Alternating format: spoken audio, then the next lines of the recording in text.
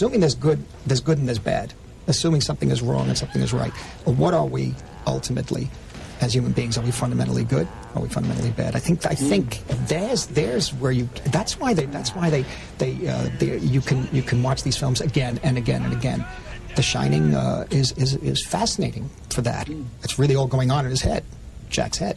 Yeah. You know, but those scenes, you come across certain kinds of films that when you go to the theater and when you see them, you're completely surprised. They make you look at life a different way. They make you look at being human a different way. They touch areas that you don't want touched sometimes. Yeah. It's provoke you, which Right. is good. And then there's that rarest of films where when you see it continually over years, 10, 15, 20, 30, 40 years, you still see more in it to learn how to make pictures. To learn. And remember, when you get tired, especially if you make 10 or 12 films in your life, and you get tired, you say, why, how can I get that better? What can I do?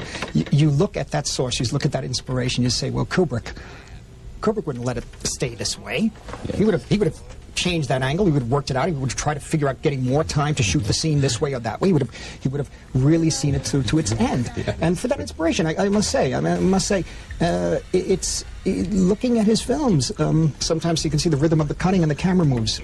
And when he cuts in a two-shot conversation, the classic one is Mr. Grady and Jack Torrance in the bathroom, right.